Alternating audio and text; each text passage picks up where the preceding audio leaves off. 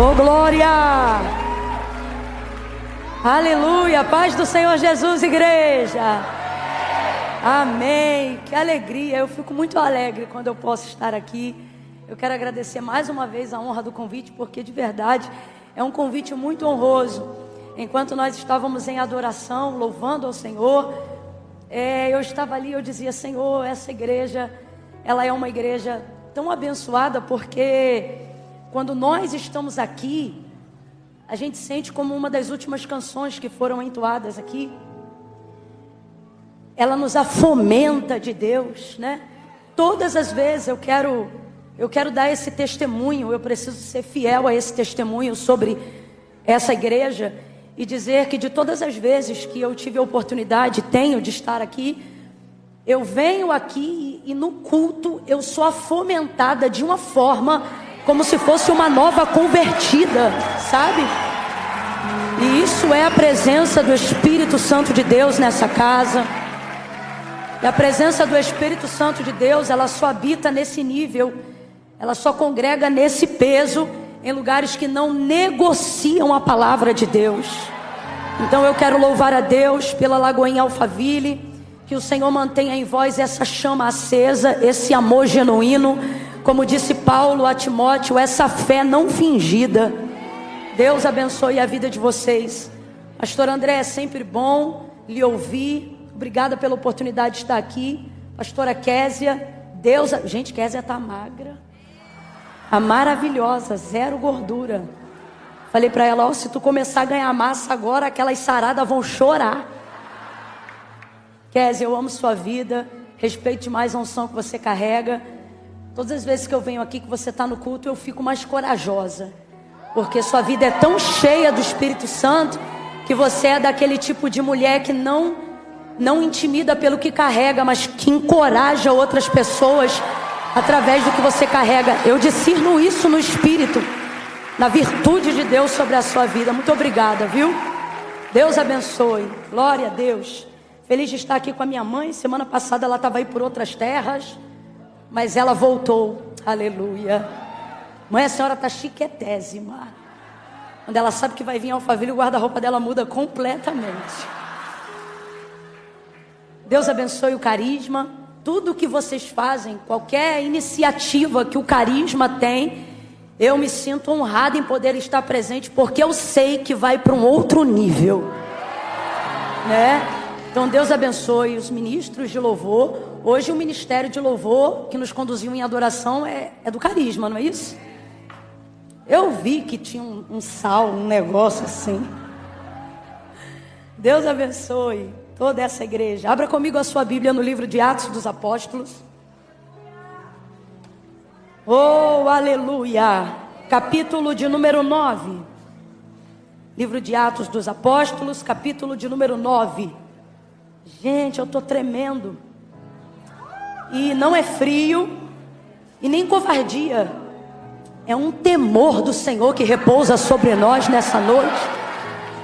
Sabe quando você está assim com seu pé encolhido? Sabe quando você está andando devagar para não pecar?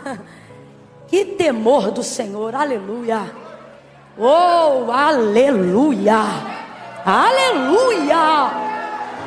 Oh, aleluia, aleluia. Oh, glória, oh, glória. Aleluia. Aleluia. Aleluia. Atos, capítulo de número 9. Deus abençoe pastor Samuel, pastora Thaís, meus amigos. Eu amo a vida de vocês. Tê-los aqui na primeira fileira me anima, porque eu sei que se ninguém der glória a Samuel e Thaís, marcha e tudo. Amigo é assim, né? São meus amigos preciosos. Deus abençoe. Que honra tê-los aqui. Vamos falar da palavra hoje, irmãos.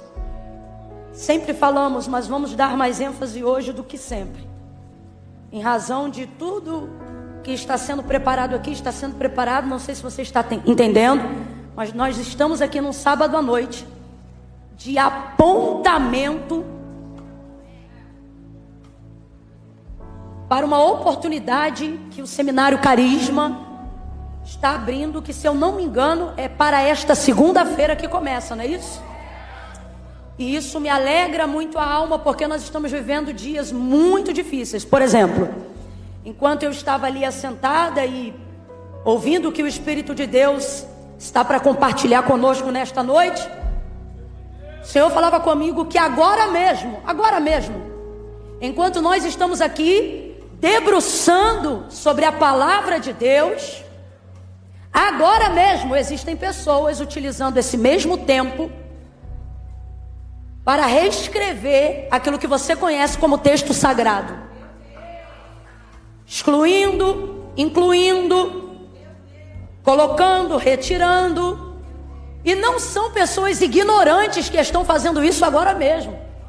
São pessoas extremamente estudiosas, que meticulosamente debruçam sobre o texto sagrado.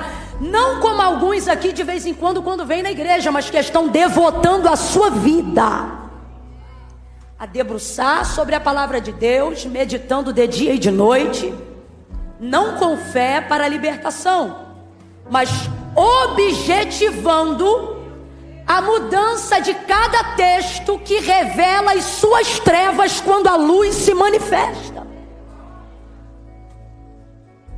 Porque a palavra diz que Jesus é o Verbo, e diz que o Verbo é a luz. E ele foi odiado, e nós também seremos, não por falta de afinidade, abre aspas, com os nossos iguais. Quando eu digo os nossos iguais, estou falando dos seres humanos. Mas seremos odiados porque a luz, assim como quando Cristo veio, manifestou-se nas trevas, e as trevas não a compreenderam. E por que não? Porque suas obras eram mais.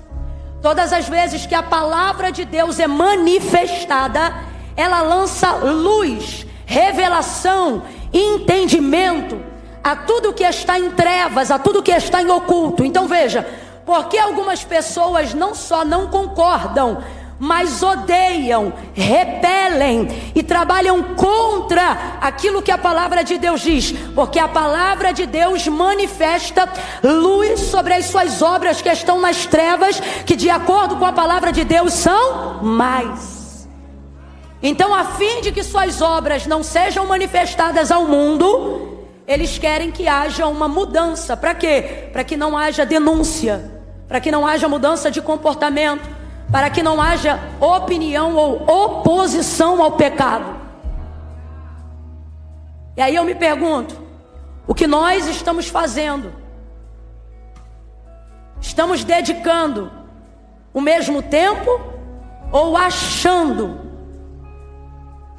que esporadicamente lendo um texto da Bíblia, como se fosse uma caixinha de promessas, tirando um texto aleatório, sem estudar texto, sem estudar contexto, tornando-se totalmente vulnerável, aberto a pretextos para a heresia, acreditamos que com isso será o suficiente para combatermos um levante tão bem orquestrado quanto a palavra de Deus? Irmãos, eu preciso ser honesta como pregadora do Evangelho da Verdade. Ler a Bíblia uma vez por dia não será o suficiente para te tornar apto para argumentar a razão da sua fé quando você for questionado. E não sou eu que estou dizendo isso, a palavra que eu estou reproduzindo é apenas a repetição do que disse o apóstolo Paulo quando orientou a igreja de Cristo e os cristãos, dizendo o seguinte: estejam prontos para argumentar. Não é para brigar, não é para discutir, não é para fazer escândalo, mas é para argumentar. Qual é a razão da vossa fé? Então esta história de que o que cremos não se discute, como se fé fosse uma questão sentimental e não bíblica, não é verdade.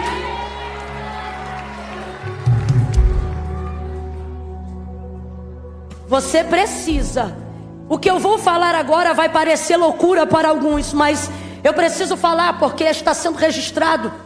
E é bom que não só eu, mas muitos outros também ouçam isso.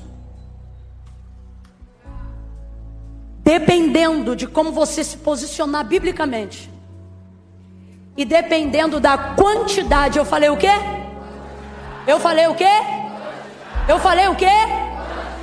Sim, eu estou falando de números. Eu estou falando de povo, de volume, de massa.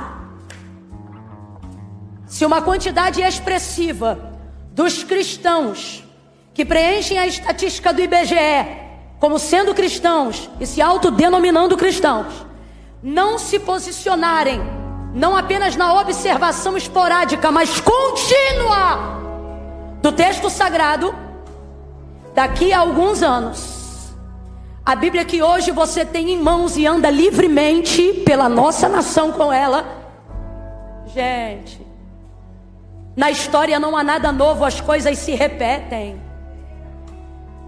Houve um tempo pré-holocausto em que antes de Hitler ter autoridade para entrar e mandar queimá-las, primeiro ele as tomava. Alguns cristãos já viveram momentos onde precisavam pegar a Bíblia que tinham e entregá-la. Outrora não havia tanta ousadia de que uma outra fosse substituída, abre aspas. Mas nós estamos vivendo em dias onde você não tenha dúvida que casas publicadoras serão obrigadas ou ameaçadas a pararem de publicar com liberdade o que hoje temos em mãos e podemos andar para cima e para baixo. Vou inclusive deixar um recado, uma mensagem, porque recado seria apequenar o que Deus está me mandando dizer.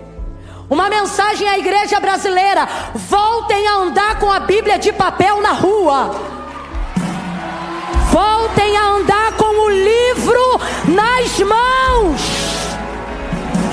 Esse protesto é silencioso, mas ele é poderoso. Mas acima de tudo, escrevam ela na tábua do seu coração, porque olha para mim, eu vou falar rasgado. Tê-la aberta no Salmo 91 e ter de cor as páginas amareladas dela dentro de casa não será o suficiente para te dar razões para argumentar a sua fé quando você for questionado. Seja forte, seja forte, seja resistente, igreja do Senhor.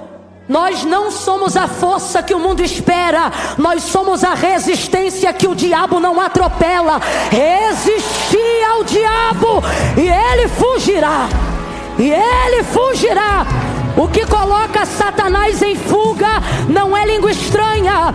Quem fala em línguas edifica a si mesmo.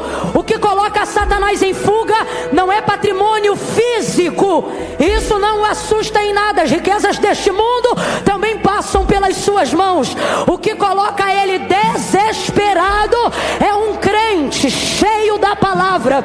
Um crente que ora a palavra, canta a palavra, prega a palavra, ministra a palavra, repreende debaixo da palavra, tem autoridade na palavra, medita a palavra, conhece a palavra, caminha na palavra. Lâmpada para os meus pés e luz para o meu caminho é a tua palavra. Como purificará o jovem o seu caminho? Observando conforme a sua palavra.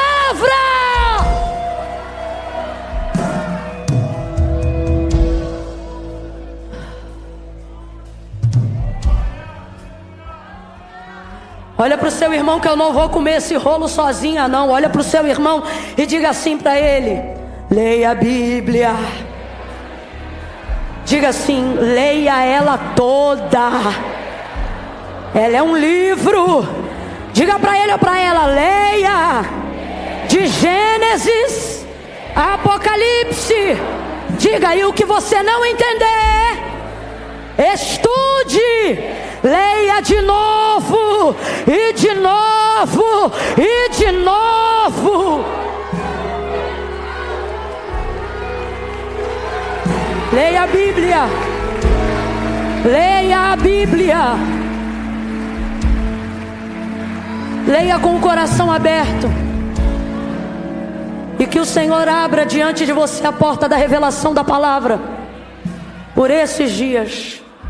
Que você entenda que o manual da nossa vida é o que está escrito nela.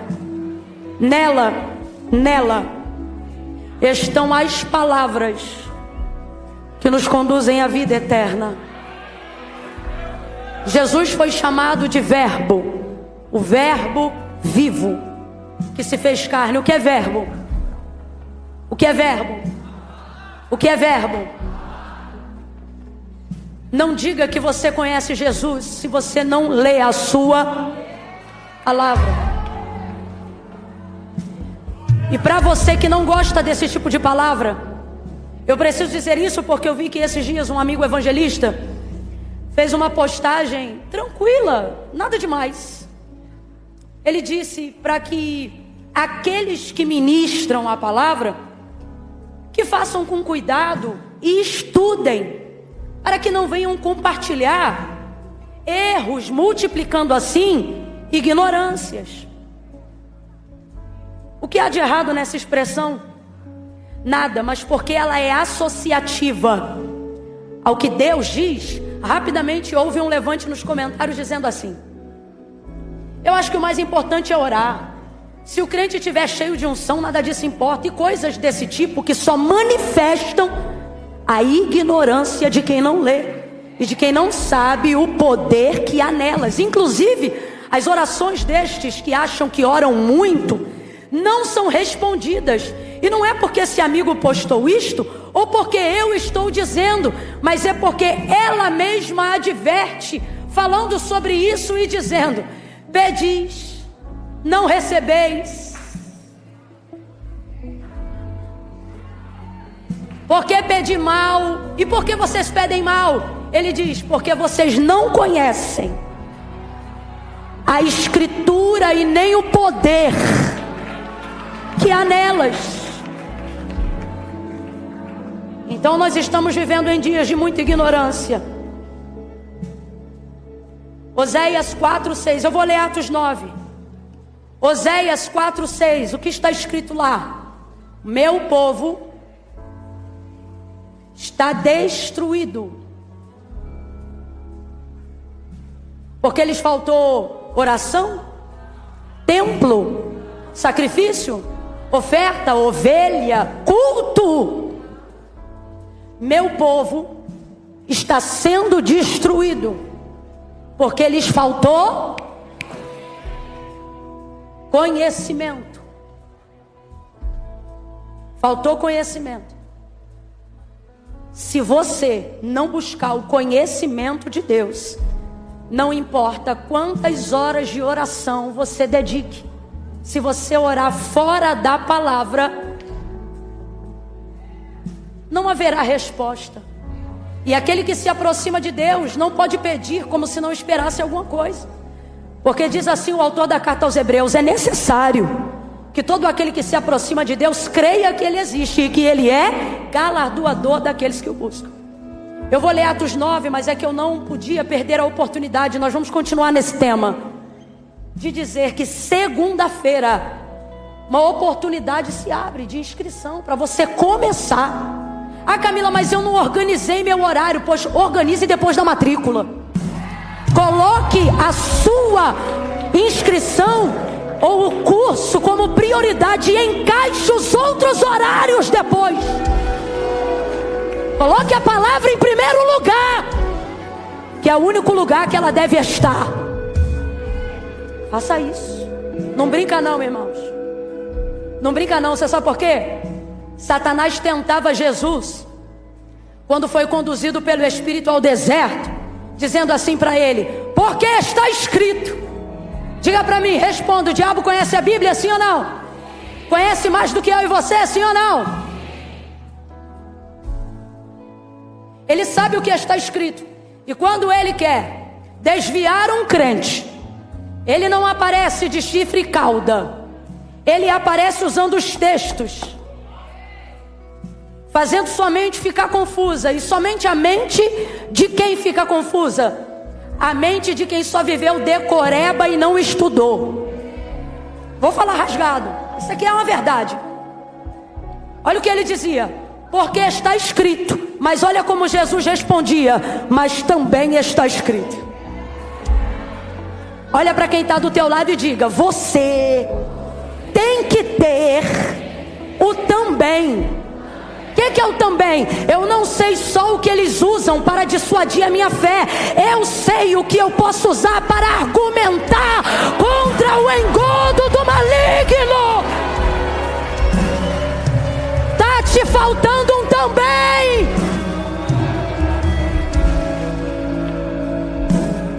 Olha para o teu irmão e eu prometo que eu vou ler o texto. Olha para o teu irmão e diga: leia a Bíblia. Atos 9. Pare de terceirizar a palavra de Deus. Quantas vezes falamos tantas bobagens, baseado no que ouvimos e não no que estudamos, e nos enveredamos nos erros. Por quê? Porque estamos terceirizando a leitura da palavra com vídeos no YouTube. Estamos terceirizando a leitura da palavra através de canções, que por mais lindas que sejam, não substituem a leitura metódica, pragmática, estudiosa da palavra de Deus. Leia a Bíblia, igreja! Porque ainda que um dia nos ameacem tentando tirar ela das nossas mãos, tentando impedir com que tenhamos um exemplar dela da nossa casa, se fizermos como Davi, que dizia: de manhã eu medito, à tarde eu observo e à noite eu descanso na tua lei, vai acontecer conosco o que aconteceu com ele. Ainda que alguém tire de nós algum texto sagrado, não vai mudar uma realidade. Qual? Escondi a tua palavra no meu coração para não pecar contra ti, e aquilo que você alcançar da palavra será o suficiente para te sustentar até o arrebatamento da igreja.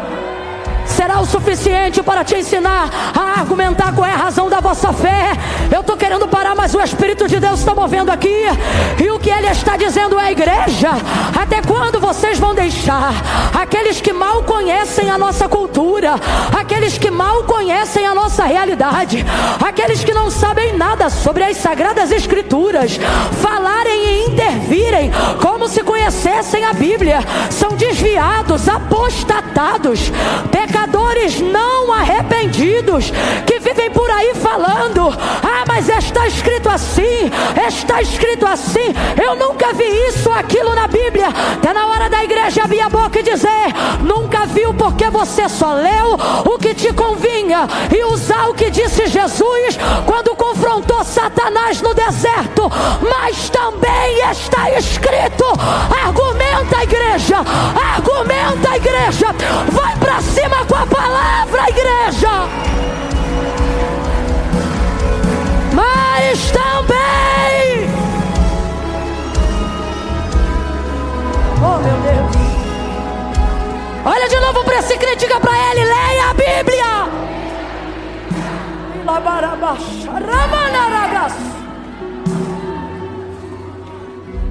A Bíblia não é um livro comum, é um livro temido.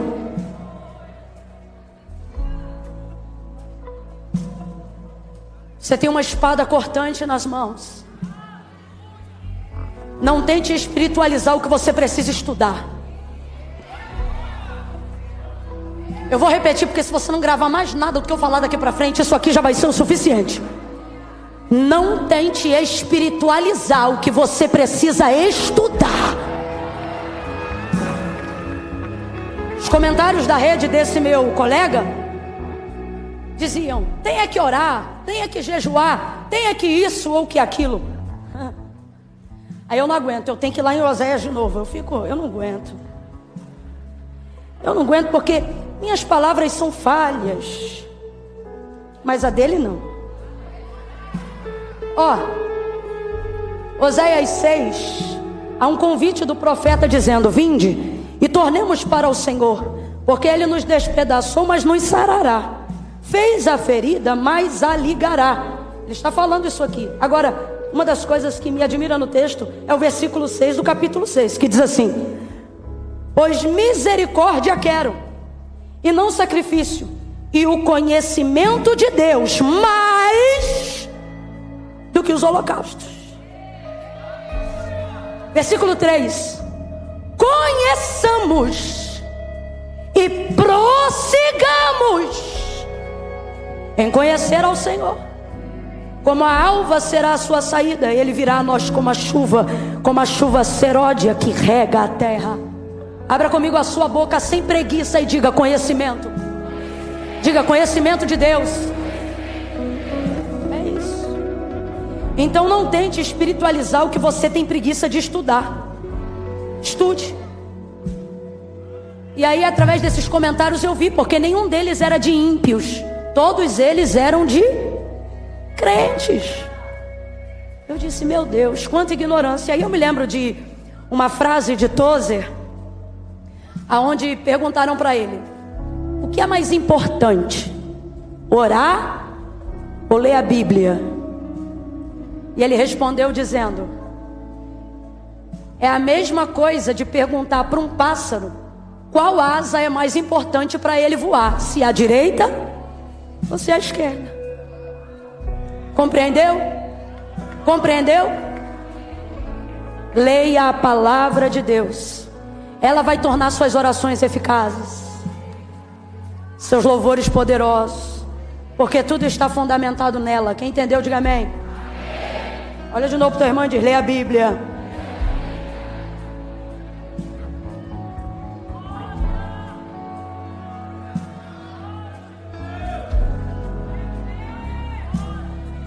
Atos capítulo 9.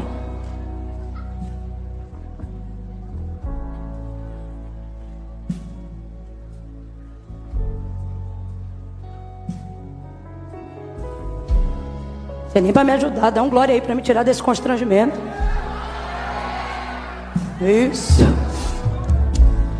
É uma mistura de resfriado com alergia, só Jesus. Diz assim o texto, versículo 1.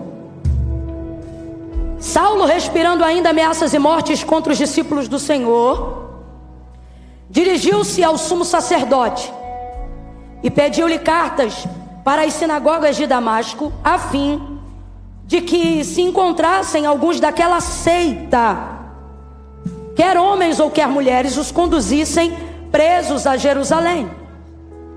Aproximando-se ele de Damasco na sua viagem, subitamente o cercou um resplendor de luz do céu. Aproximando-se ele de Damasco na sua viagem, subitamente o cercou um resplendor de luz do céu.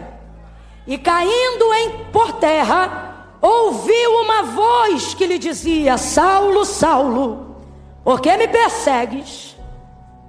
Duro será para ti recalcitrar contra os meus aguilhões. Versículo 5.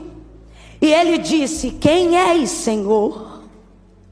E respondeu o Senhor: eu sou Jesus a quem tu persegues.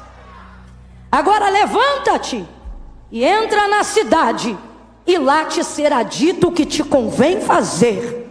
E os homens que iam com ele pararam espantados, ouvindo a voz, mas não vendo ninguém. E Saulo levantou-se da terra e, abrindo os olhos, não via coisa alguma. E guiando-o pela mão, o conduziram para Damasco. E esteve 3 dias sem ver, e não comeu e nem bebeu. Vamos continuar. E havia em Damasco um discípulo chamado Ananias. E disse-lhe o Senhor em uma visão: Ananias! E ele respondeu: eis-me aqui, Senhor. E disse-lhe o Senhor: levanta-te e vai à rua chamada direita e pergunta em casa de Judas por um homem de Tarso chamado Saulo, pois ele está orando. Era para ter dado um glória a Deus. Ele já está mais convertido que eu e você. Tem nem 3 dias de conversão e o menino já está orando. Numa visão ele viu, ou seja, enquanto orava, numa visão ele viu que entrava um homem chamado Ananias e punha sobre ele a mão para que ele tornasse a ver. E respondeu Ananias: Senhor, de muitos ouvi acerca deste homem quantos males Ele tem feito aos teus santos em Jerusalém, e que aqui Ele tem poder dos principais sacerdotes para prender a todos os que invocam o teu nome. E disse-lhe o Senhor a Ananias: vai, porque este é para mim um vaso escolhido para levar o meu nome perante os gentios, os reis e os filhos de Israel, e eu lhe mostrarei o quanto ele vai padecer pelo meu nome. Então Ananias foi, entrou na casa e, impondo-lhe as mãos, disse: irmão Saulo. Meu Deus, o Senhor Jesus, que te apareceu no caminho por onde vinhas, me enviou para que tornes a ver e seja cheio do Espírito Santo. Aleluia. E imediatamente lhe caíram dos olhos como que umas escamas, e ele recuperou a vista e, levantando-se, foi batizado. Diga amém por essa palavra. Diga amém. Senta dando glória a Deus aí. Senta aliviado, dizendo aleluia.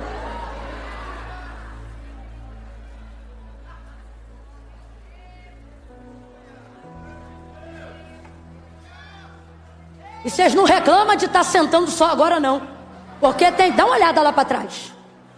Tem gente que não pode sentar nem agora. Está em pé, mas está aqui pela palavra. Que a palavra a qual vocês honram venha honrar também. Que vocês sejam livres de todas as dores, artrose, tudo aquilo que vem contra a sua articulação, seus músculos. Senhor, se quiseres manifestar a tua cura hoje, começa por quem está em pé, Senhor. Começa por quem está em pé, Senhor. Aleluia. Aleluia. Ó, preste atenção. A conversão de Saulo você leu comigo, então eu não preciso usar muito tempo contextualizando, porque você leu a narrativa do contexto toda comigo. E eu dei ênfase na leitura, você percebeu? Para você não ficar assim, não entendo. Não, você entrou na leitura comigo, eu senti, eu percebi. Porque na hora que eu falava de uma coisa boa, você reagia. Então você estava dentro do contexto. Isso é bom, porque aí a gente ganha muito tempo agora na aplicação. Então veja, na conversão de Saulo no caminho de Damasco, ele foi cercado subitamente. E o texto diz: um forte resplendor de luz do céu. E daquela luz saiu uma voz: Saulo, Saulo, por que me persegues? Responda para mim, quem era a luz? Quem era a luz? Por que Jesus se manifestou em luz? Essa é uma das perguntas que cabe dentro desse contexto. Porque, por exemplo, quando Deus se manifestou para revelar o chamado de Moisés, Êxodo capítulo 3 na sarça, ele, por exemplo, não se revelou em manifestação de luz, mas num fogo que queimava na sarça, mas não a consumia. Isso também fala sobre uma manifestação de Deus para a revelação de um chamado. Mas no caso de Saulo, você não vê nenhuma manifestação que varia sua forma no sobrenatural. Mas essa manifestação, ela aponta de maneira tremenda tão somente para Cristo como Senhor. E por que a gente tem certeza disso que a gente está falando aqui agora? Porque quando João vai escrever a biografia de Cristo, diferente de todos os outros discípulos, evangelistas, apóstolos, ele vai começar a narrativa da biografia de Cristo de um jeito totalmente diferente de todo mundo. Ele não começa no ventre de Maria. Ele não começa falando sobre o anúncio de Gabriel. Talvez isso se dê pelo nível de proximidade que João exerceu ao longo do ministério, ou do cumprimento do ministério de Cristo aqui na terra. Você vai perceber que no maior momento de dor de Cristo, só lhe sobrou João no Calvário, com Maria, sua mãe, e mais algumas mulheres. Houve em algum momento alguma dispersação de todos aqueles que eram seus mais chegados, exceto João. Talvez por isso ele revele com tanta autoridade no texto sobre si próprio, quando ele fala alguma coisa do momento dele com Cristo, dizendo: o discípulo a qual Jesus amava. Só que isso só aparece no texto que ele escreve. E isso é interessante, é uma perspectiva que ele tem. Ele considera que há nele a certeza desse amor, talvez pela entrega da sua proximidade. Por exemplo, na celebração da última ceia, quando Jesus anuncia que vai ser traído, João encosta a cabeça no peito de Jesus, e há uma solicitação de outros discípulos, como Pedro, por exemplo, para que lhe fosse perguntado quem o trairia, demonstrando um nível de intimidade. Não é que Jesus não desse para os outros, mas é que ele acessava com menos constrangimento. Aí ele encosta a cabeça no ombro, ou aqui na altura aqui desse canto do ombro, que é onde eu imagino, por causa do posicionamento da mesa. E aí ele pergunta: quem é, Senhor? E isso é um nível de proximidade, de intimidade, de alguém que entende que a oportunidade está sendo dada para todos, mas só será desfrutada por quem tem coragem de chegar mais perto. E aí vai ouvindo. E aí ele pergunta, isso revela de fato uma intimidade, uma proximidade. Então você percebe que João viveu alguns momentos com muita exclusividade, porque chegou mais perto. E um deles, sem dúvida, o épico, o apoteótico de todos, foi o momento da crucificação de Jesus, onde ele se manteve junto até o final. Eu percebo que ele tem um prisma da revelação de Cristo um pouco diferente dos outros que se atém um pouco mais aos fatos. João conseguiu transcender. Por exemplo, nessa biografia de Cristo, o Evangelho de Jesus, segundo escreveu João, capítulo 1, ele não começa a narrativa falando sobre o mensageiro Gabriel, sobre o nascimento de Jesus no ventre de Maria. Ele já começa em Gênesis, considerando que quando Moisés recebeu a revelação da criação do mundo, ele era a pessoa que já estava lá no haja luz. Não sou eu que estou dizendo isso, é o próprio João, ao escrever o capítulo 1, quando ele diz assim: no princípio era o verbo estava com Deus e o verbo era Deus. Então vamos repetir, presta atenção. No princípio era o verbo estava com Deus e o verbo era Deus. Então vamos lá, no princípio era o verbo. O que é verbo? Palavra. Então vou te perguntar, o que é verbo? O que é verbo? Só que não é qualquer palavra, é palavra de Deus. A palavra utilizada ali no grego é a mesma palavra utilizada pelo autor da carta aos Hebreus, quando ele aponta que a fé vem pelo ouvir, e o ouvir da palavra de Deus. Perdão, Romanos. Então veja, é essa palavra a palavra de Deus. Então João, abre aspas, está predatando na sua consciência e para todos nós a existência de Cristo, não a partir do momento que ele foi nascido do ventre de Maria, mas de acordo com a profundidade do seu conhecimento, em razão da proximidade de Cristo, ele revela a compreensão de que Jesus, abre aspas, já existia, fecha aspas, no haja luz. Camila, eu não estou entendendo, vou falar bem rasgado. Na revelação do texto de João, o que ele está dizendo é que ele não apareceu só no haja cruz, ele já estava presente no haja luz. Ele era a luz que manifesta, que responde, que corresponde. No princípio era o verbo, no princípio era a palavra. Complete aí, verbo, mas ao invés de verbo diga palavra, só para sua melhor compreensão. O que João está dizendo no capítulo 1, no princípio era o... Perdão, eu botei a preposição errada no artigo. No princípio era a palavra. E a palavra era quem? Sujeito aí, quem era a palavra? No princípio era o verbo, que é a palavra. A palavra era... E aí ele não diz somente isso, ele diz assim, ó. A palavra estava com Deus. A palavra era Deus. Então eu vou te perguntar, quem é Jesus? Na sua expressão de compreensão. E você só pode responder de um jeito. Por quê? Porque não há nenhuma revelação maior de que Ele é, de quem Ele é, a não ser através da manifestação da sua palavra. Tanto é que na sua carnalidade, quando esteve aqui na terra, não foi conhecido apenas como homem, mas como verbo vivo. Palavra manifestada carnalmente, humanamente. Por isso João continua no mesmo texto dizendo: e vimos a sua glória como a glória do unigênito do Pai. E vimos, sentamos com ela, oramos com ela, conversamos com ela, almoçamos com ela, jantamos com ela, e vimos a sua glória como a glória do unigênito do Pai, cheio de graça graça, justiça e verdade. Por quê? Porque Jesus é Deus. Por isso João não o vê ou não data a sua existência na sua consciência apenas no conhecimento do nascimento de Maria, mas ele data desde o que ele compreende como manifestação da palavra revelada em Gênesis. O que está escrito lá? No princípio, a terra era sem forma e vazia. O Espírito de Deus se movia sobre a face das águas. E disse Deus: haja luz, e houve luz. Volta para João 1. No princípio era o verbo estava com Deus, o verbo era Deus. Ele continua: nele estava a vida. Então diga para mim, a vida está onde? Aonde está a vida? Está na hora de você entender que não é o físico que manifesta o espiritual. Porque o espiritual, ele nasceu muito antes do físico.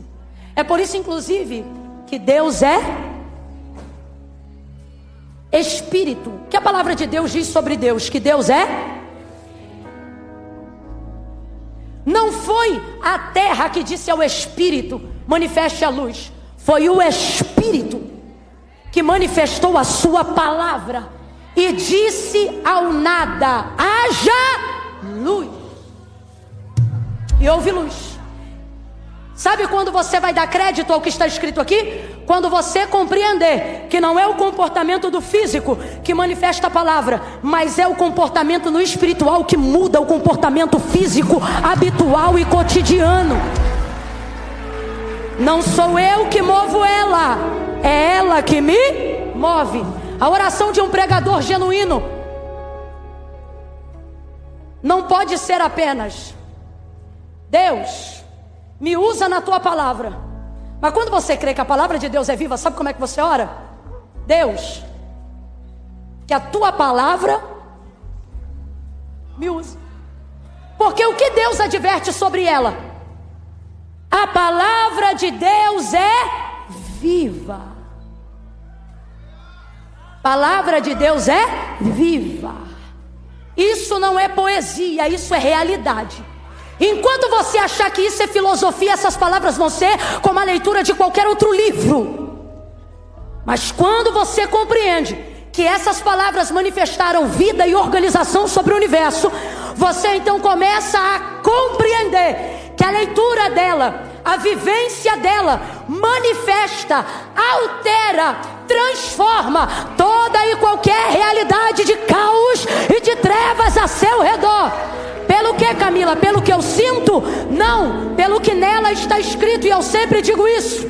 Ezequiel capítulo de número 37, filho do homem, profetiza sobre este vale. Ele não profetizou, porque ele já havia dito: Senhor Deus, sobre este vale, tu sabes. Então o Senhor começou a liberar sobre ele a palavra, dizendo: diga-lhe assim, filho do homem, vento dos quatro cantos sopra sobre este vale. E aí ele repetia: vento dos quatro cantos sopra sobre este vale. E aí Deus dizia: diga, espírito de vida, diga, ossos secos, ouvi a palavra do Senhor. E aí Ezequiel repetia: ossos secos, ouçam a palavra do Senhor. E de repente um vento começou a soprar e ouviu-se um barulho. Eu tenho para mim que sentir alguma coisa ele começou a sentir naquela hora, porque imagine uma visão cheia de osso, crânio, fêmur, caveira para tudo que é lado.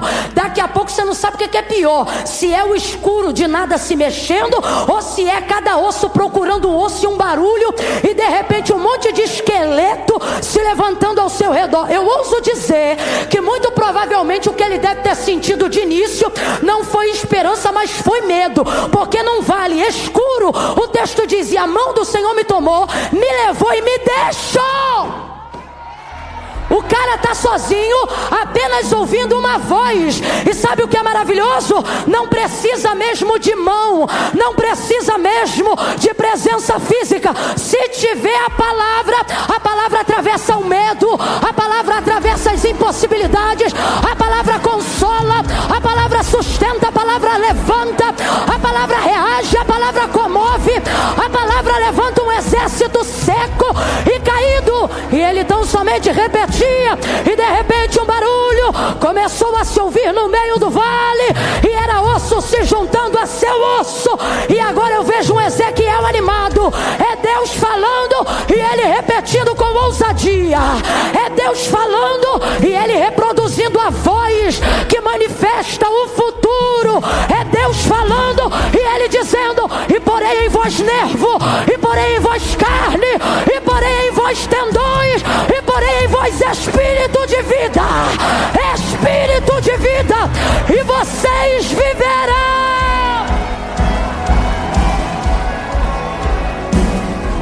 É uma visão. É uma visão que aponta para o estado atual e para o futuro de Israel.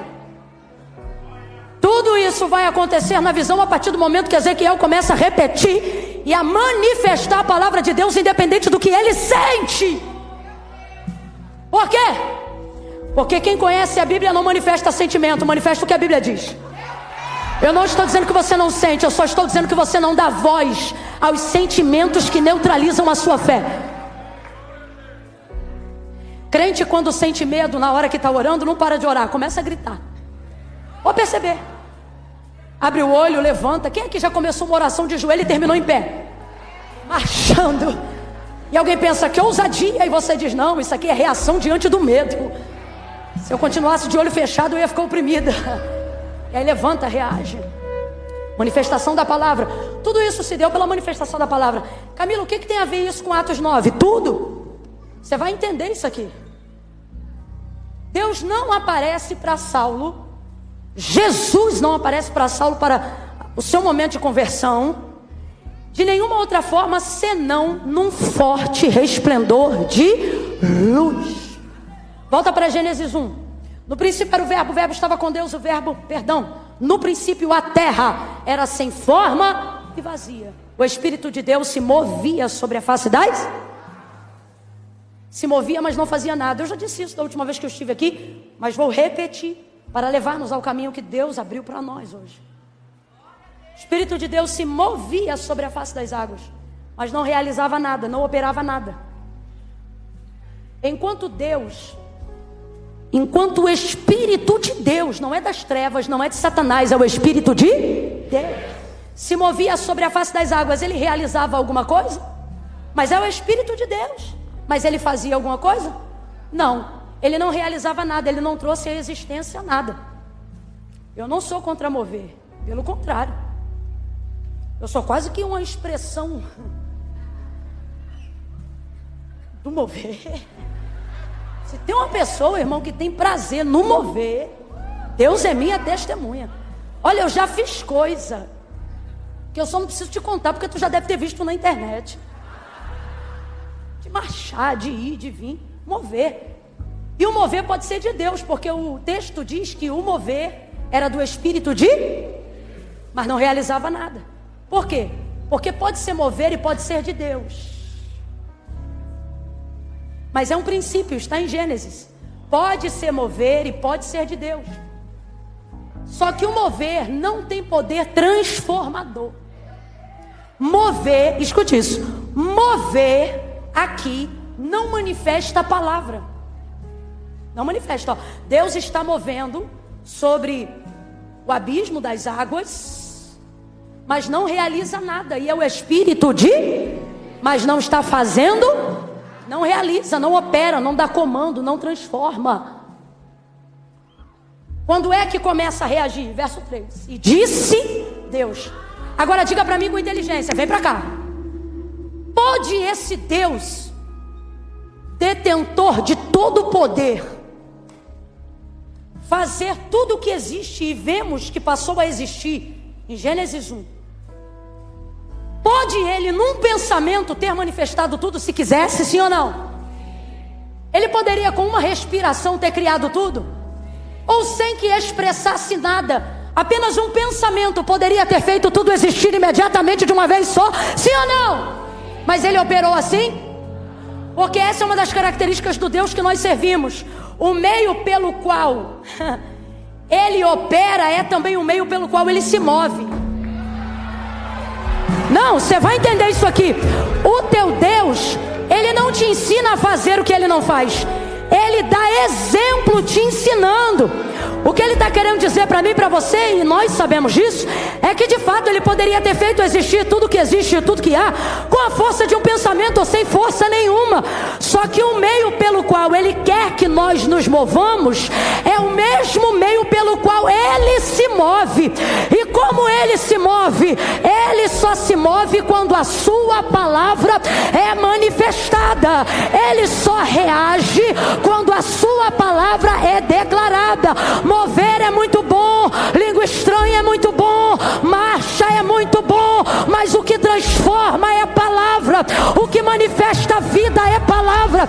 Não fique chateado comigo, você não precisa achar que eu estou criticando o mover, é só você organizar a ordem do operar de Deus. Camila, eu não estou entendendo, vai entender. Ele está dizendo, mover não manifesta a palavra, mas a palavra faz o mover transformador na hora que ela é manifestada. Levante a mão direita o mais alto que você puder. Eu estou sentindo tanta autoridade na palavra. Bota a esquerda na mesma altura, levanta as mãos.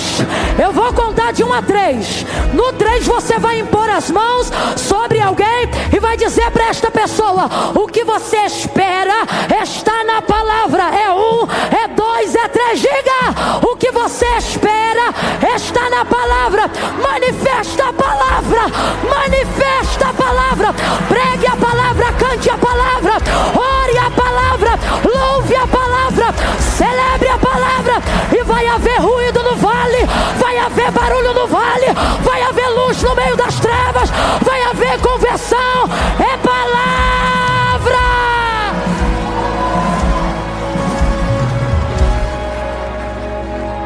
Eu tenho sido repetitiva nestes dias, mas é porque nós precisamos colocar a palavra de Deus no único lugar que ela funciona. Aonde, Camila? Ela não pode ser o recurso do desesperado, ela precisa ser a escolha do sábio. Palavra. Aí eu acho, não, o que a palavra de Deus diz? Davi, por meditar nela sempre, ele dizia assim, Salmo 119, um tributo a ela. Ele dizia: tu me fizeste mais sábio do que os meus conselheiros. Por um único motivo, qual? Eu provavelmente medito na lei e sou devoto a ela mais do que eles. Essa é a única forma. Ele diz: tu me fizeste mais entendido do que os anciões à minha volta. Mas vai olhar a conduta dele. Só salmodiava a palavra, louvava a palavra, orava a palavra. Veja os homens que tiveram resposta da sua oração. Eles não diziam: Deus eu quero, Deus eu penso, Deus eu acho, Deus tu podias. Eles oravam dizendo, pode olhar, eles oravam dizendo assim: porque tu disseste. E eles eram respondidos. Por quê?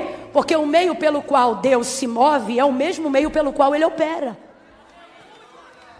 Então veja, Ele só reage diante da sua. Deus me ama muito, mas não tem compromisso com meus sentimentos ou a minha vitimização. Agora, eu não estou dizendo que Ele não me consola, que Ele não me ajuda, que Ele não é amigo. Mas para ter transformação, manifesta a palavra. Por quê?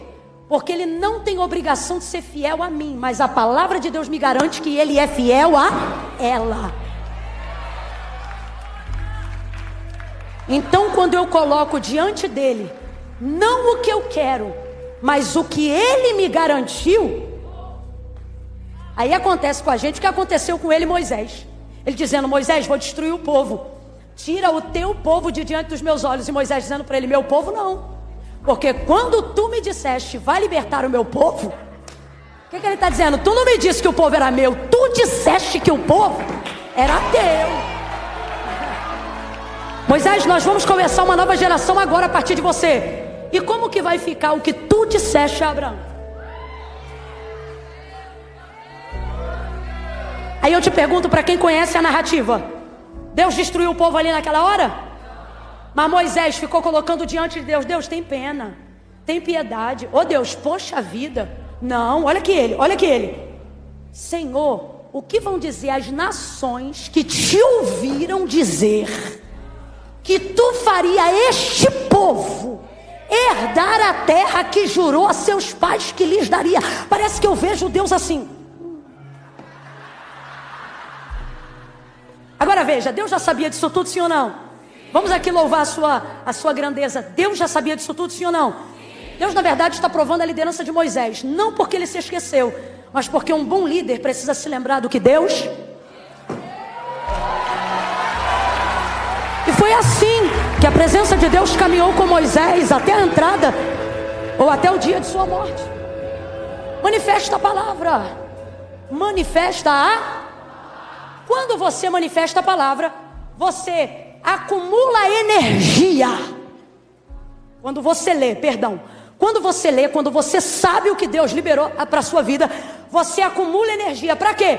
Para quando você chegar em um lugar e abrir a sua boca, ela manifestar a condução, ela fazer aquilo que ela quiser fazer sem que você obrigue, sem que você empurre, sem que você agrida. Por isso o texto é claro, não é por força e nem por violência. Quem convence o homem do pecado, da justiça e do juízo é o Espírito Santo. E o Espírito Santo, que é o Espírito de Deus, ele opera por qual meio? Versículo 3 do capítulo 1. Ele só reage, ele só manifesta na hora que ele identifica que o comando, a ordem, a palavra de Deus foi manifestada. Por isso diz o autor da carta aos Hebreus: céus e terra, tudo que existe, tudo que há, não foi feito por prova aparente do que se vê, mas antes foram criados pelo poder da sua palavra. Então o Espírito reage a quê?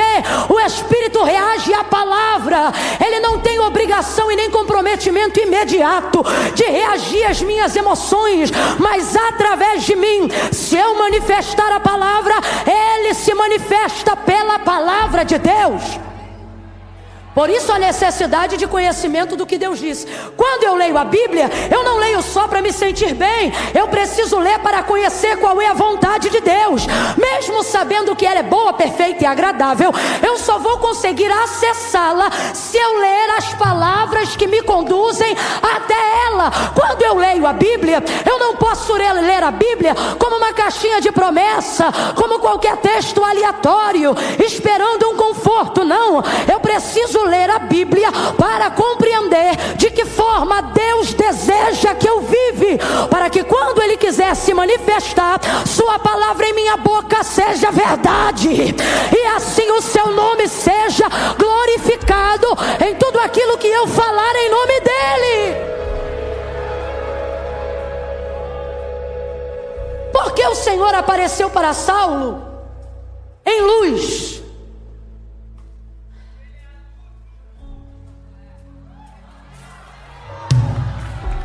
E por que tomou a forma de luz para falar com Saulo? Porque Saulo vivia nas maiores trevas que um homem pode viver. Os rituais de malignidade, Camila? Não. As maiores trevas que um homem pode viver é na ignorância. É na falta de conhecimento. Preste atenção, olhe para mim. Qual é a prioridade? Bote a cabeça para pensar. Qual é a prioridade de Satanás no mundo? Camila, eu tenho para mim que uma das principais áreas que ele entra é no adultério, para destruir casamentos e famílias. Cocaína, para viciar pessoas nas drogas e levarem elas à consumação de suas próprias vidas. Vícios, bebedeiras, pornografia e tantos outros pecados da carne. Presta atenção. Todos esses pecados, para que sejam consumados, dependem de parceria. Por exemplo, Judas saiu possesso da celebração da última ceia. Eu disse que ele saiu possesso, mas você não vê ele uivando, você não vê ele com nenhum comportamento de manifestação demoníaca física, mas saiu possesso. Mas antes de tomar a decisão fatídica de entregar Jesus, quando Jesus lhe deu a oportunidade dizendo: olha, aquele que mete a mão no prato comigo é o traidor, é o que há de me trair. Aí ele sabe que é ele. Aí ele olha para Jesus, Jesus olha para ele e diz: o que tens a fazer? Faz-o depressa. Como quem diz: a oportunidade de se arrepender está aqui agora. Mas ele não quis. O texto diz que ouvindo isso, ele se levantou da mesa e saiu. E saiu para quê? Para consumar o que já tinha desejado. Mas olha a parceria entrando aqui, olha a parceria. Possessão não entra do dia para a noite, tem que ter parceria. Olha a parceria. Você lê o texto antes da ceia, ele vai cear. E o texto diz assim: tendo o diabo posto no coração de Judas trair Jesus. Então veja, tendo o diabo posto. O que o diabo fez? Sugestão. Quando ele levanta e vai cumprir, consumação. Aí olha o que o texto diz. Antes, tendo o diabo posto no coração de Judas trair Jesus. Aí passa a ceia, ele ceia, levanta e vai trair. Quando ele levanta, que ele sai da mesa, aí o texto diz assim: tendo então Satanás entrado. Olha como é que muda, pode olhar o texto em casa. Antes da ceia, sugestão. Depois da ceia, possessão. Pode olhar o texto em casa. Responda para mim, teve que ter parceria para ter possessão, sim ou não? Sim ou não? Porque ele não recusou a sugestão, deu legalidade para a possessão. Você me sugere e eu realizo. Que é isso? Parceria. Você faz sua parte, eu faço a minha. Então veja, todas essas obras, Satanás conta com a atividade de alguém. Mas tem uma que ele trabalha prioritariamente para que não dependa nem da atitude dessas pessoas. Ele quer privá-las do conhecimento de Deus. Porque a única maneira de uma pessoa não desejar Deus é se tornando ignorante acerca de quem Ele é. Porque Deus é bom. Completa aí para mim. Deus é? Vem, Deus é?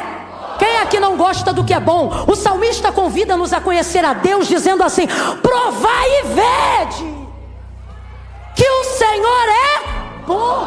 Prova. Olha o que ele está dizendo. Se você provar, nunca mais você vai dizer que é ruim.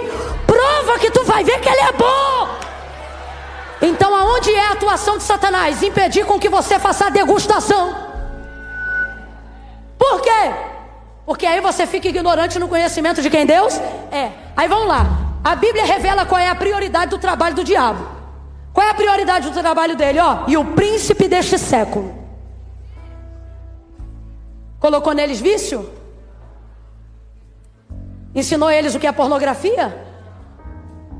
E o príncipe deste século cegou o entendimento para que não cheguem ao conhecimento da verdade. Que verdade é essa? Você até confundiu e falou a palavra. Agora olha a manifestação do Filho de Deus. Conhecereis. Conhecereis a verdade, e a verdade vos liberta. Aí você pensa assim: a verdade vai me libertar do vício, a verdade vai me libertar dos encantamentos, a verdade vai me libertar das drogas, a verdade vai me libertar da pornografia. Sim, também. Mas a prioridade é o seguinte: a verdade vai libertar a tua mente. E depois que você libertar a tua mente, irmão, é você mesmo que arranca a droga, vai arrancando isso, vai arrancando aquilo pela renovação do vosso entendimento. Você começa a dizer: isso aqui não é para mim, Deus me ajuda, isso aqui não me pertence, tira do meu caminho. Você está entendendo? Uma ação que é chegar ao conhecimento de quem Deus é, transforma toda uma vida para sempre. Então aonde Satanás atua? Na ignorância. Vou fechar o entendimento. Não vou deixar ele saber qual é a verdade. A verdade aqui é a manifestação viva da palavra. É por isso que você vê um monte de gente apontando igreja, condenando o pastor, falando mal de crente. Por quê? Porque nunca provou. Mas eu já fui crente. Foi crente, mas não provou. Quem é que já provou e hoje pode até não estar mais em condições de provar, mas tu precisa ver o respeito com que trata a obra de Deus? Por quê? Porque provou. Ele está do lado de alguém que diz: é tudo sem vergonha, ninguém presta. Ele diz: meu irmão, tem gente que presta. Tem igreja. Ele já provou. Não pode ficar mais enganado depois que você chega. Albert Einstein colocou esse comportamento no campo da física, dizendo que a mente que chega ao conhecimento de algo que não sabia, ela é dilatada. E uma vez dilatada, torna-se impossível que ela retorne ao padrão anterior.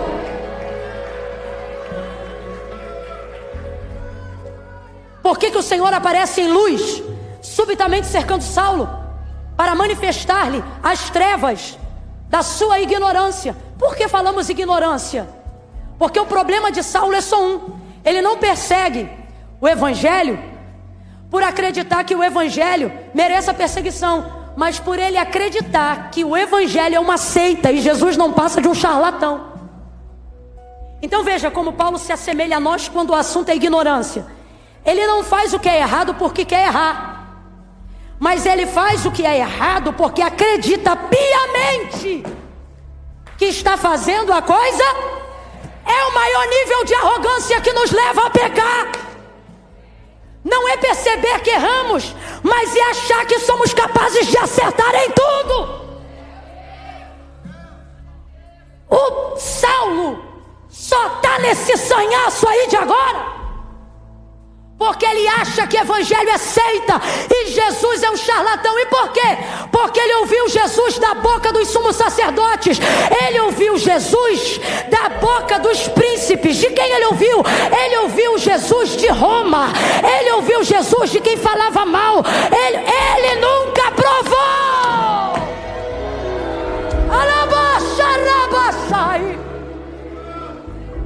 Quem fala mal é porque não provou.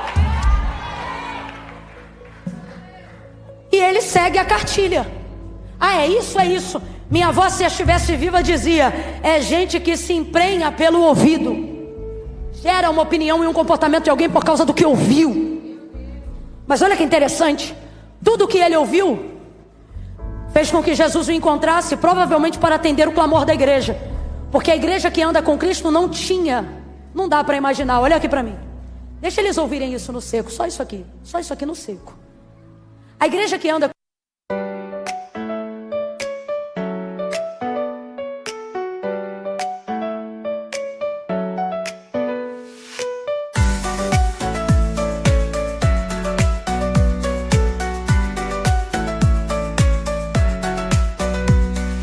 Raindrops falling down my face like tiny tears in a happy chase.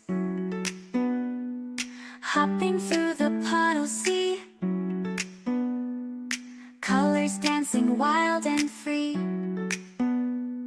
Skies are gray but I don't mind. Cool raindrops on my skin I find. Kicking off my Saturday, watch the clouds just drift away. Rainbow in the rain, what a sight. Colors shining oh so bright.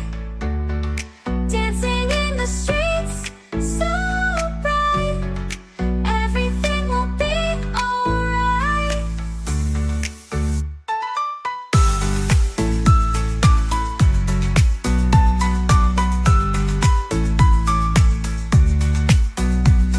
Umbrella spinning, twirling round. A colorful halo on the ground. Music playing on the sand. Skipping beats, the heart will sway. Feel the world come out to play. Lightning cracks, but don't you fear. Magic shines when skies are clear. Raindrops whisper secrets true. A hidden beauty shines right through. Rainbow in the rain, what a sight. Colors shining oh so bright. Dancing in the streets so bright. Everything will be alright. Raindrops falling soft, peeks through. Rainbow magic, me and you. Smiling faces, hearts alight. Everything will be alright.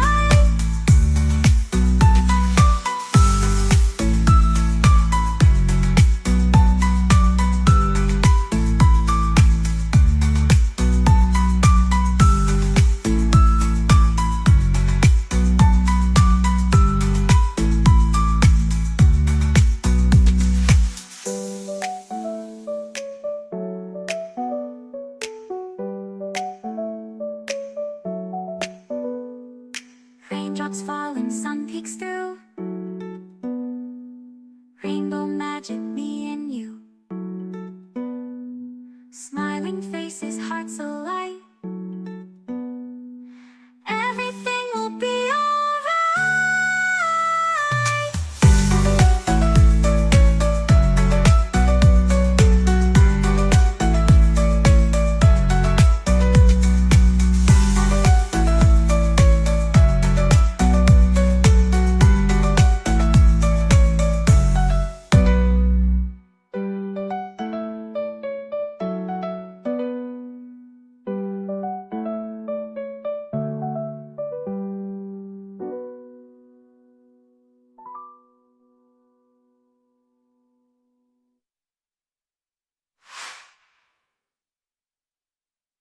com Jesus, a igreja primitiva, aquela igreja que cai na graça, aquela igreja cheia do Espírito Santo, aquela igreja cuja sombra de Pedro, aquela igreja, essa igreja andou com Jesus.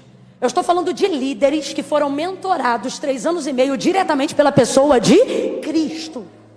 E o que Cristo disse num dos seus últimos e mais severos sermões: se vocês só amarem o que vos amam, que diferença vocês têm dos republicanos? Dos publicanos? Nenhuma. Vocês vão ser cidadãos como qualquer outro. Que tipo de cidadão? Recíproco. Te bateu, bate também. Te xingou, xinga também. Te agrediu, agride também. Aí ele diz: mas eu vos digo. O que ele está dizendo? Não importa como o mundo viva. Eu não chamei vocês para reciprocidade, eu chamei vocês para cristianismo.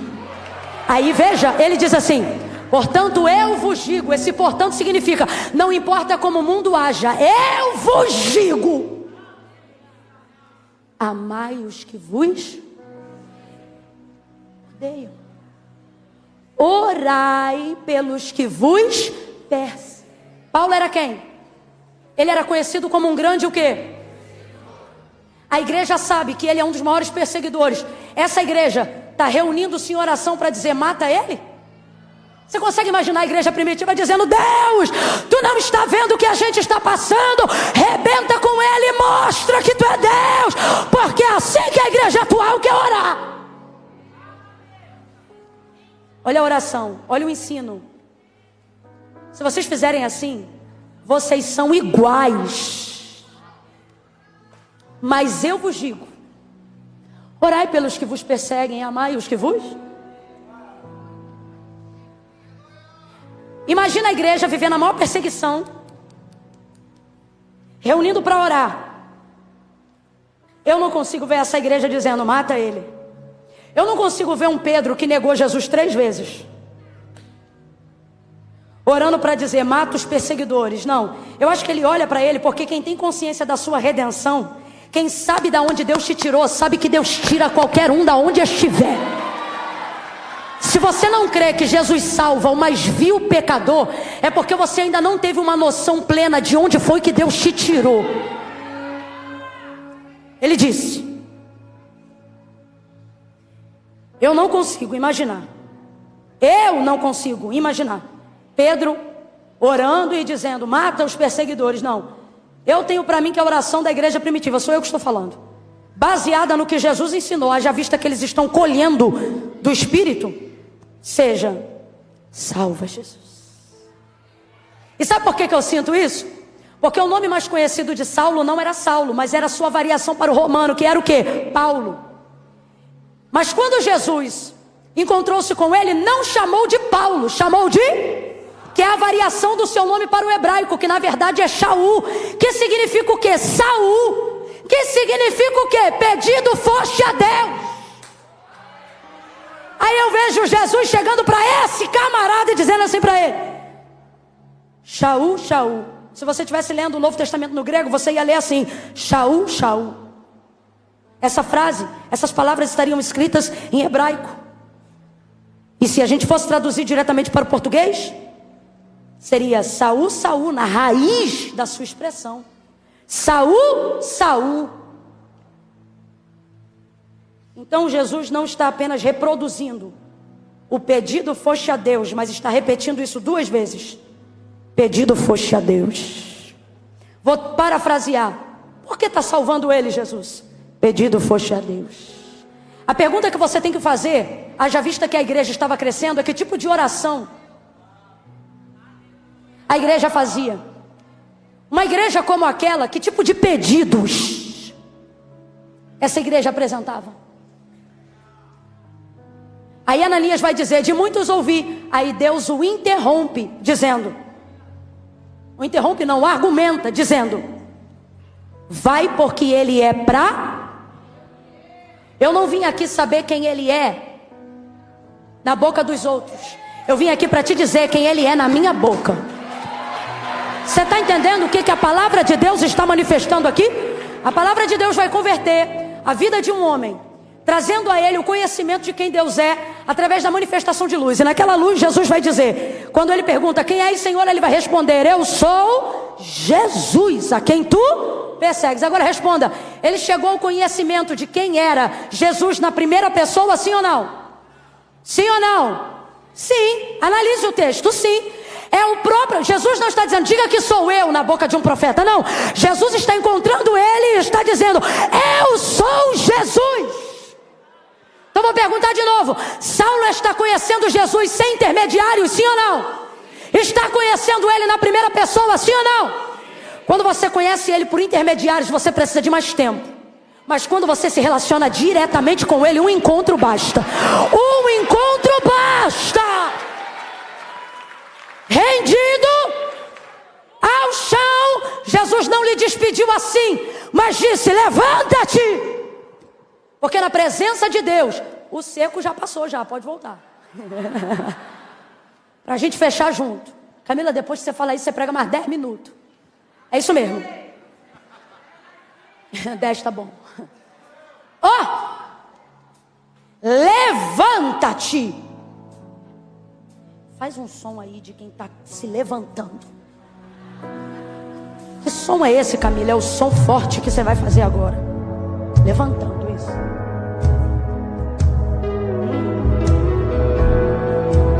Olha para o teu irmão e diga assim, você pode até iniciar no chão, caído, humilhado, arrependido, mas jamais, olha para ele e diga, jamais você vai ser despedido no chão, caído, humilhado. Ele está dizendo, quem me encontra pode até chegar caído, mas vai sair de pé. Ele diz para Saulo, levanta-te, levanta-te. Agora que você reconheceu quem eu sou, se ergue. Agora que você sabe quem está te chamando, reaja. Levanta-te, levanta-te, levanta-te, ergue, entra na rua chamada direita. E ele se levantou, cego. Ei. Ele se levantou como? Era necessário. Por quê? Porque a melhor maneira de aguçar o que você precisa ouvir é de olhos fechados. Camila, mas e o departamento dos meus irmãos aqui que precisam de olhos abertos para fazer a leitura ou labial ou por interpretação? Eu amo o que disse Jesus em Mateus 13, porque ele me dá respaldo para o que eu estou entregando, inclusive para estes meus irmãos. Você fala tudo que eu estou falando, hein, menino? Você não fica com medo de falar nada não, hein? Jesus disse, não são surdos os que não ouvem, mas os que ouvindo não recebem.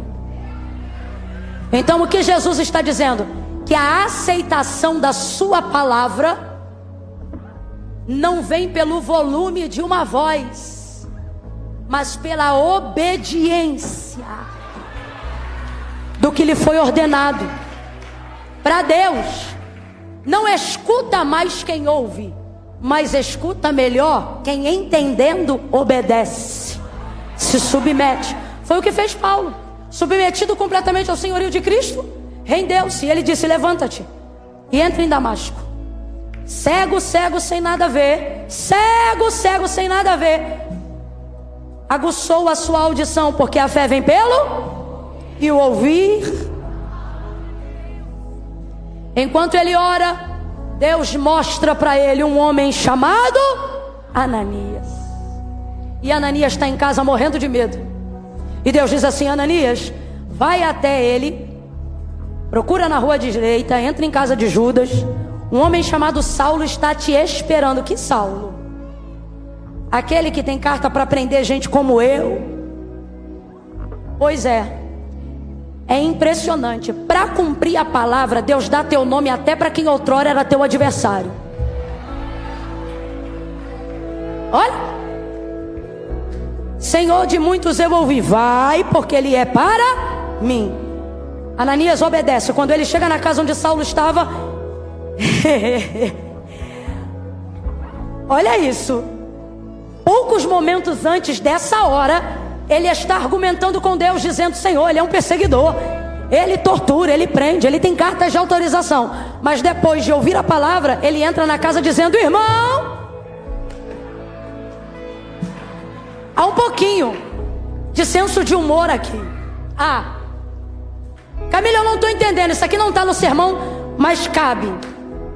É Deus trazendo gente hoje aqui, sabe o que ele está dizendo? Quando você se preocupar somente em obedecer a minha palavra e não em ficar pensando ou emitindo opinião sobre ela, você vai ver gente que te perseguia te dando a paz do Senhor. Você vai se tornar o cumprimento e a manifestação da minha palavra. Gente que falava mal de você, eu vou falar. Gente que te perseguia, você vai passar por essa pessoa. E o Senhor está dizendo: você vai tomar um susto. Por estes dias ela vai dizer: irmão, como é que você está? Irmão Saulo. Parece que eu vejo Ananias todo cabreiro. Irmão, o Senhor que apareceu para ti no caminho de Damasco, Ele me enviou para que eu ore por você. Isso aqui é como se Ele estivesse dizendo: posso orar? Impôs as mãos sobre ele, e enquanto orava, umas escamas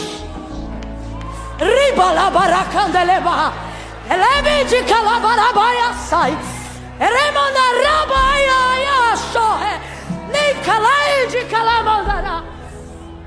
Ananias vai orar debaixo de uma palavra. Vem comigo que nós vamos fazer essa oração agora.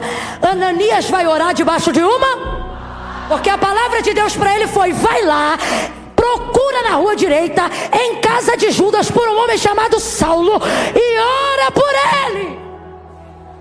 Ele não está indo orar o que ele quer, ele está indo lá orar o que Deus mandou.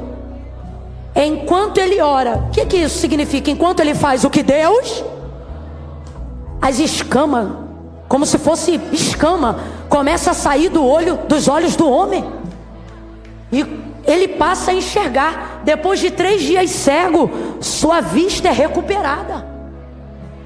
Tudo isso porque Ananias não parou para ouvir o que as vozes que diziam sobre Saulo pensavam sobre ele, mas ele parou para obedecer o que a voz de Deus falou sobre Saulo. Camila, eu não entendi. Quando a palavra de Deus se manifestar para te usar, ela não vem para pedir tua opinião, ela vem para exigir tua obediência. Quer ser usado por Deus? Não conteste o que Ele fala, obedeça. Leia a palavra e se acomode, se adeque, se transforme. Se for preciso se espremer, se esprema, porque estreito é o caminho que conduz à vida eterna, mas larga é a porta da perdição. Quem trouxe Bíblia de papel, pega ela. Quem não trouxe, traga da próxima vez. Volte a andar com a Bíblia. Deixe que vejam, deixe que pensem, deixem que digam. Deus diz: leia o que está aqui e você saberá o que eu penso de você. Você saberá o que eu quero de você. Eu sei que pensamentos tenho de vós, diz o Senhor, pensamentos de paz e não de mal. Deus não pensa de você o que você pensa de si mesmo. Você está errado. Menina, você está errada. Rapaz, você está errado. Deus não pensa de você o que você pensa de si mesmo. Ele também não pode ser influenciado pelo que dizem a seu respeito. As fofoquinhas com teu nome não mudam o que Deus diz ao seu respeito. Eu sei que pensamentos tenho de vós. A pergunta é: você sabe? Porque se soubesse, não estava dando lugar à voz do medo. A pergunta nesta noite, eu encerro aqui, é: você sabe? Porque se você soubesse, não estava dando ocasião para a síndrome do pensamento acelerado. A pergunta aqui nesta noite é: você sabe o que eu, o Senhor, penso a seu respeito? Eu quero que você entenda uma coisa. Primeira, eu não penso mal de você. Quem está pensando mal de você é a sua consciência que te culpa todos os dias pelos pecados que você comete. Deus está dizendo: os pensamentos que eu tenho a seu respeito são pensamentos de paz. Mas por que você está atormentada? Porque você não sabe o que Deus pensa de você. Então o que você faz? Você projeta em Deus seu pensamento, achando que Ele pensa de você o que você pensa de si mesmo. É isso que você faz. E aí você se tornou, sabe quem? Servo da sua consciência e não da palavra de Deus. Você diz que ama a Deus, e eu acredito, mas tem trabalhado para servir tua consciência, tuas demandas, tuas expectativas, tuas réguas. Você se tornou o próprio juiz e o próprio carcereiro. Você não tem força para orar, porque você pensa: se eu fosse Deus, eu não me ouviria. E por que você pensa isso? Porque você está sendo dominado pela voz da sua consciência. Você está achando que Deus pensa de você o que você pensa de si mesmo. Aí John Piper vai dizer uma frase que tem permeado meus pensamentos esses dias. E ele vai dizer assim: se o Deus que você diz adorar nunca te confronta, nunca te diz não, é bem possível que você esteja adorando uma versão idealizada de si mesmo e chamando de Deus. Camila, eu não entendi, vou te falar. Você até diz que é servo de Deus, mas se tornou seu próprio ídolo. Vale mais para você o que você pensa de si mesmo. Por quê? Porque se valesse o que Deus disse a seu respeito, você não deixava os seus pecados te manterem distantes. Olha aqui para mim. Quem está encrencado precisa de quê? Um crime. Imagine que você cometeu um crime. A polícia te pegou. A polícia aqui é a consciência, o criminoso é você. Ela diz: vou te levar preso, você só tem direito a uma ligação. E graças a Deus você conhece a primeira pessoa que você liga, ou a primeira pessoa que você contata, é a fim de que esta pessoa traga para o seu processo advogado, alguém para te defender. Aí João vai dizer: filhinhos, não pequeis, mas se pecardes, tendes um promotor, juiz, tendes um advogado. Ele nunca perdeu uma causa, ele nunca perdeu uma batalha, ele nunca advogou e perdeu. Mas por que você não chama ele? Olha para mim. Por que quando você erra, a primeira coisa que você faz não é se aproximar de Deus, mas é se afastar dele? Porque você já não serve mais a palavra, você serve a sua consciência. E a sua consciência te diz: você não é digno, saia da igreja. Você não é digno, não ore. Sujo, imundo, como você ousa cantar hinos de louvor a Deus. E Deus está dizendo: filho, você está encrencado. E quem está encrencado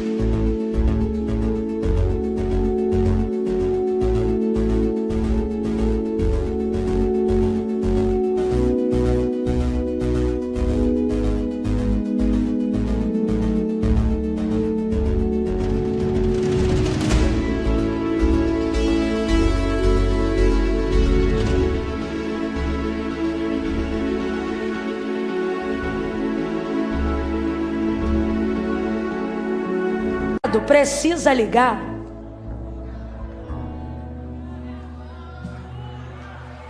Camila, se a relação é óbvia, por que ela não é executada assim? Porque você diz que ama a Deus, mas tem servido sua própria consciência e está chamando isso de Deus. Está dizendo: é o que Deus pensa de mim. Porque você está refletindo o que você pensa sobre si no que Deus pensa a seu respeito. E Deus me trouxe aqui essa noite para dizer: para. Teus pensamentos não me influenciam, mas os meus definem quem você é. Então pare de fugir. E pare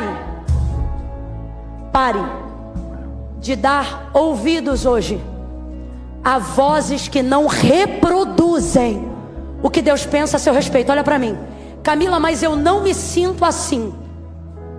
Isso não é sobre como você se sente. Isso é sobre o que a palavra de Deus liberou ao seu respeito. O que é crer nela? É sentir uma coisa boa? Não. É se submeter a ela a tal ponto que mesmo quando eu não estou sentindo, eu estou obedecendo. E é enquanto você obedece que ele muda sentimento, que ele transforma pensamento e que ele renova o seu entendimento. Tire as como chama isso? Isso aí.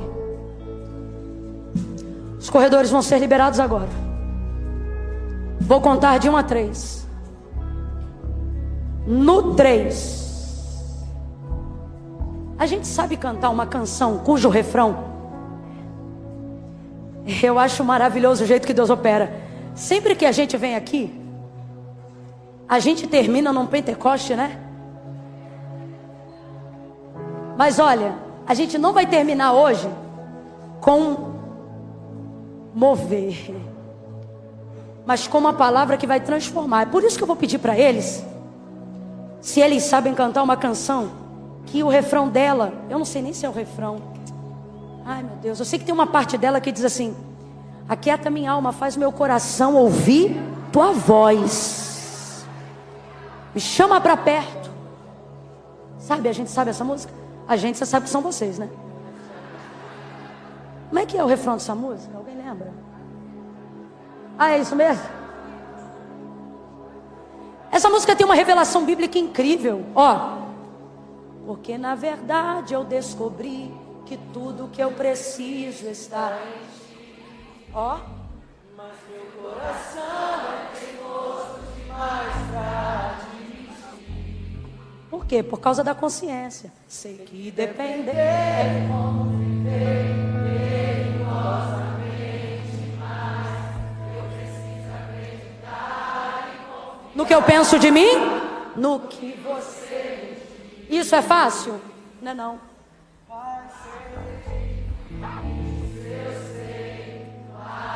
Renunciar a mim mesmo, largar o que eu penso de mim. Mas eu sei que quando eu pensar em Deus, o que vai acontecer? Você estará ao meu lado. Por quê? Por causa da sua palavra. Senhor, a tua palavra nos acalma, a tua voz nos guia, é ela quem nos orienta, firma os nossos pés, me chama pra perto, cumpre a tua palavra, assim eu não me sinto só. Aquieta, aquieta, aquieta.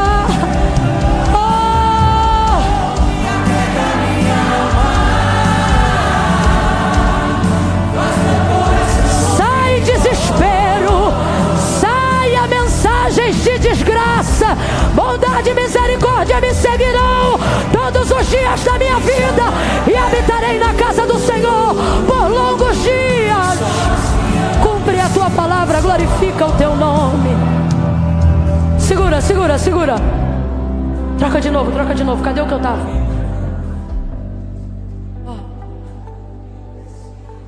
Ó, segura, segura, segura. Segura, segura, segura, segura, segura. Eu quero te chamar para fazer uma entrega. não de uma parte da sua vida, mas de toda a sua vida. Jesus disse assim: aquele que me confessar diante dos homens, eu também o confessarei diante do meu Pai que está no céu. A confissão pública de fé,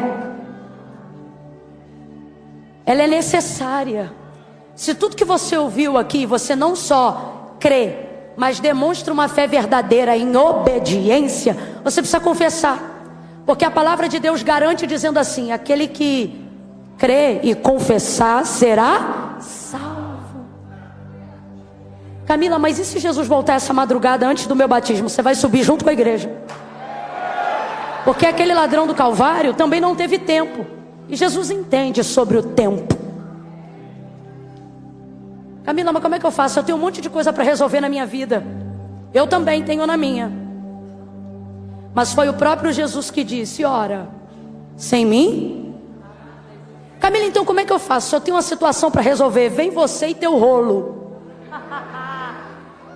Vem você e teu problema. Porque ele não disse para ninguém: se arruma e vem. Ele disse: vinde a mim, todos vós que estáis. Porque como você está não determina quem você é, só o que você está fazendo. Mas depois que você alcançar entendimento, você para de fazer o que não deve. Entrega o teu caminho ao Senhor. Confie em você. Confie na sua força de vontade, é isso? Confie nele. No 3, Deus está falando comigo que tem gente que o coração está cheio de medo. Medo de quê, Camila? Camila, eu estou com medo de ir aí no altar fazer uma aliança com Deus ou reconciliar e não conseguir me firmar. Só que o Senhor está dizendo: é por isso que eu não estou te chamando para confiar em você, estou te chamando para confiar em mim, no meu nome, diz o Senhor. E Camila, como é que eu comprovo que eu creio que Ele é poderoso de verdade? Vai ter que tirar o pé do chão e vir no altar. Vai ter que dizer: Senhor, se a gente ainda estiver transmitindo online, e se você estiver acompanhando, escreva no chat ao vivo: estou confessando Jesus como meu Senhor. E nós vamos ligar o seu nome também no livro da vida. Eu conto um. Cesse a voz da desgraça. Deus está falando comigo que vozes de ameaça têm te cercado de dia e de noite, dizendo: sua vida será marcada por tragédias, por dores. Mas o Senhor está dizendo, e eu conto 2: em obediência eu corrijo a tua rota. E se cumprirá sobre a sua vida o que diz o Salmo 23. Ao término dele, bondade e misericórdia me seguirão todos os dias da minha vida. Eu quero declarar que a partir do momento que você confessar Jesus como Senhor, maldições do passado serão destruídas. E você vai começar a viver a novidade de Deus.